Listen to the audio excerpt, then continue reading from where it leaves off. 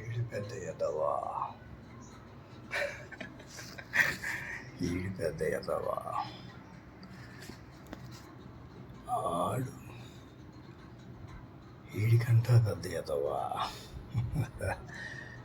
Yes, మంచివాడు ఎదవలే. జై శ్రీరామ్.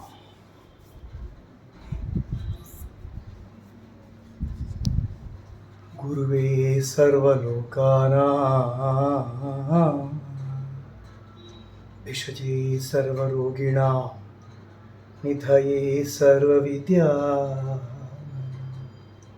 బ్రహ్మ విష్ణు శివాత్మక త్రిమూర్త్యాత్మక స్వరూప లలితాదేవి స్వరూప గురు మేధా దక్షిణామూర్తికి నమో నమః.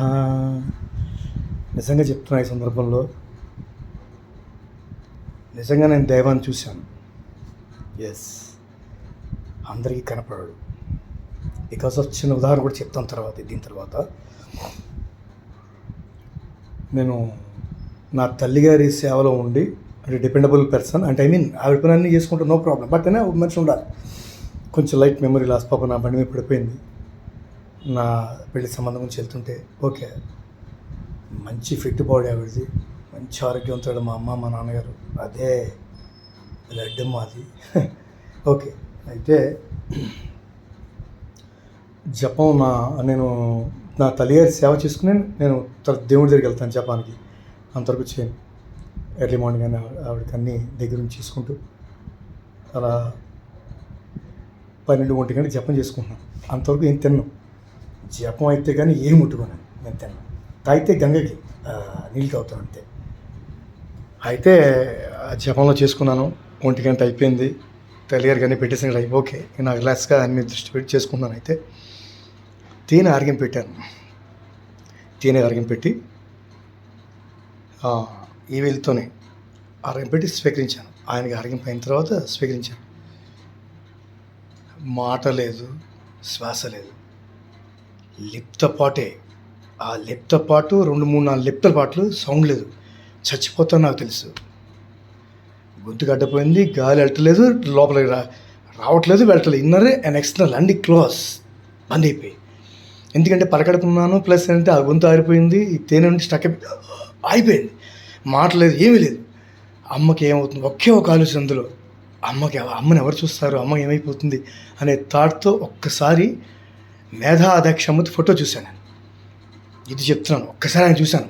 నా కళ్ళు టక్కన వెళ్ళే తీర్థం దిగినటువంటి రాయి చెవులో నీళ్ళు పోసుకుని తాగాను. మళ్ళీ ఆగింది, బతికేశాను.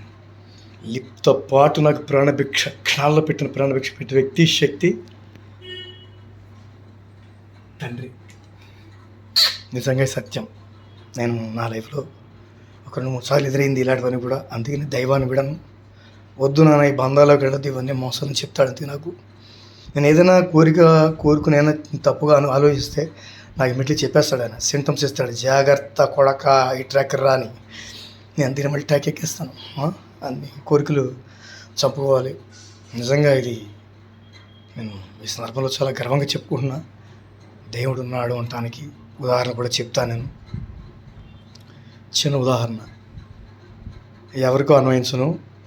నాకు తల్లి, తండ్రి, గురువు, దైవం, జన్మించిన తల్లిదండ్రులు.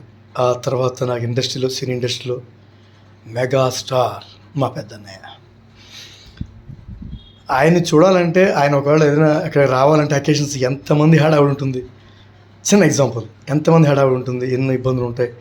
పబ్లిక్లో కావచ్చు, ఎలాగైనా కావచ్చు. అలాగా దేవుడి భూమికి రావాలన్నా, భక్తుల దగ్గర రావాలన్నా చాలా ఇబ్బంది పడతాడు. రాడాయన. అందులో పాపాత్మల కళ్ళు కూడా ఆయన చూసినా పాపాలు పోతాయి. అంతేగాని భగవద్ భక్తులకి కనపడతాడు ఆయన. అందుకని దైవం అందరికీ కనపడాడు. నిండు సభలో ఘోరాతి ఘోరముల అవమానం భరించి, బాధలు భరించి, తిరుపతం ఎక్కి ఏడ్చి అన్నయ్య నేను చచ్చిపోతున్నా, నాకు కనపడవా. ఎన్నో చాలా చెప్పింది ఆవిడ, ఎన్నో నేను చెప్పలేను. కానీ బాధలు పడింది. ఆయన ఆవిడికి తప్ప ఎవరికి కనపడలే. That is. Thank you my friends. I'm sorry. మీకు బుర్ర తినేసి ఉంటాను. బాయ్. జై శ్రీరామ్.